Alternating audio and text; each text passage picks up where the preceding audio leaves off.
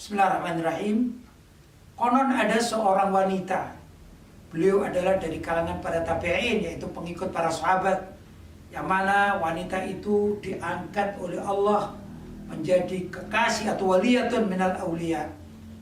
Tiada lain, beliau adalah Sayyidah Rabi'ah Al-Adawiyah. Di zaman itu beliau hidup dalam kecintaannya kepada Allah SWT.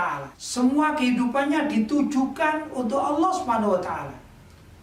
Dan di zaman itu juga banyak ulama-ulama yang luar biasa. Di antara dari yang masyhur ulama-ulama dari kalangan para tabi'in adalah Sayyidina Hasan Al-Basri radhiyallahu ta'ala anhu. Cerita panjang secara ringkas, Sayyidina Hasan Al-Basri melamar Sayyidah Rabi'ah Al-Adawiyah untuk dijadikan istrinya. Itu begitulah para ulama zaman dahulu kala mencari istri itu dari orang-orang yang solihah, orang-orang yang mengerti agama. Namun tentu saja Sayyidah Rabi'ah Al-Adawiyah mempunyai syarat untuk mau menjadi istri Sayyidina Hasan Al-Basri. Maka disampaikanlah kepada Sayyidina Hasan Al-Basri, katanya, wahai Hasan Al-Basri, kalau engkau ingin memperistri aku, kata Sayyidah Rabi'ah Al-Adawiyah, ada 4 syarat yang harus engkau jawab. Maka Sayyidina Hasan Al-Basri mengatakan, silakan hai Rabi'ah, mudah-mudahan aku bisa menjawabnya dan engkau bisa menjadi istriku. Maka Sayyidah Rabi'ah Al-Adawiyah mengutarakan 4 syarat tersebut atau pertanyaan. Kata Sayyidah Rabi'ah Al-Adawiyah, menurut Anda, kalau aku meninggal dunia, apakah kematianku itu disertai dengan ketetapan iman atau tidak?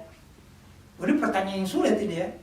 Jadi seorang wanita yang luar biasa menanyakan, kalau aku mati, apakah aku masih dalam keadaan beriman? Tentu saja Sayyidina Hasan Al-Basri seorang yang alim, mengerti ilmu agama, tata caranya, bagaimana beragama dengan baik dan benar.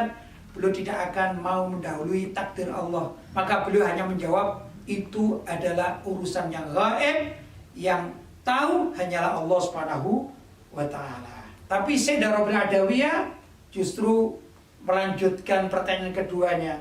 Ketika aku nanti masuk ke dalam kubur, lalu malaikat Munkar dan Nakir menanyaiku, menurut Anda, wahai Hasan Al-Basri, apakah aku mampu menjawab pertanyaan-pertanyaan yang diajukan oleh kedua malaikat itu kepadaku? Lagi-lagi Sayyidina Hasan Al-Basri mengatakan, itu juga adalah perkara gaib yang aku sendiri tidak bisa menjawab. Jangankan memikirkan perkaramu, aku sendiri aja belum tentu bisa menjawab. Itu kata Sayyidina Hasan Al-Basri. Kemudian pertanyaan ketiga kata Sayyidah Rabi'ah Al-Adawiyah, menurut Anda, ketika manusia dikumpulkan pada hari kiamat kelak, apakah aku akan menerima kitab amal perbuatan itu dengan tangan kananku atau dengan tangan kiriku? Lagi-lagi Sayyidina Hasan Al-Basri mengatakan, wahai Rabi'ah, itu adalah perkara gaib yang kita selama hidup di dunia tidak ada yang mengetahuinya, dan yang tahu hanyalah Allah Subhanahu wa ta'ala. Kemudian yang terakhir, Sayyidah Rabi'ah Al-Adawiyah juga bertanya, ketika manusia dipanggil oleh Allah, apakah aku termasuk golongan orang yang masuk surga atau masuk neraka?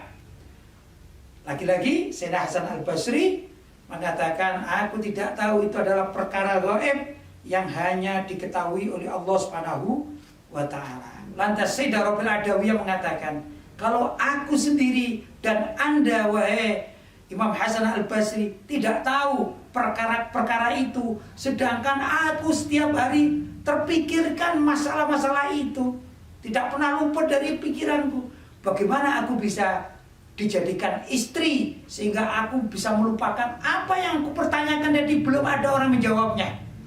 Tapi kalau ada orang bisa menjawabnya dan menjamin semua itu, aku baru mau jadi istri orang tersebut.